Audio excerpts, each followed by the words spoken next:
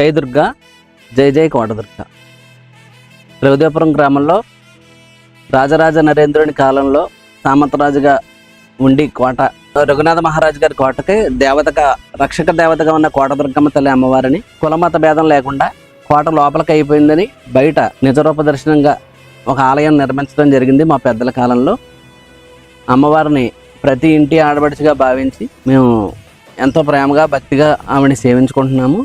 ఈరోజు రహదారుల విస్తరణ కారణంగా అమ్మవారికి నూతన ఆలయ నిర్మాణం, కొత్త కార్యవర్గం ఏర్పడి కొత్త ఆలయం నిర్మాణం జరుగుతుంది. అమ్మ పిలిచిన పలికే దైవం, కొలిచిన వారి కొంగు బంగారంగా ఏటిపెట్టు ప్రజలందరికీ కూడా సౌభాగ్యాన్ని కల్పిస్తూ మా అందరికీ ఆశీస్సులు ఇస్తుంది. అమ్మ ఆలయ నిర్మాణానికి అందరూ సహకరించవలసిందిగా కోరుచున్నాం. కోటదుర్గమ్మ అమ్మవారి ఆలయ నిర్మాణం నిమిత్తం విరాళాలు ఇవ్వదలుచుకున్న వారు కోటదుర్గమ్మ అమ్మవారి నూతన ఆలయ కార్యవర్గ కమిటీ ఏర్పడింది. కార్యవర్గానికి సంబంధించిన అడ్రస్ పెడతాము. దానికి మీరు విరాళాలు ఇవ్వాల్సిందిగా కోరుచున్నాం.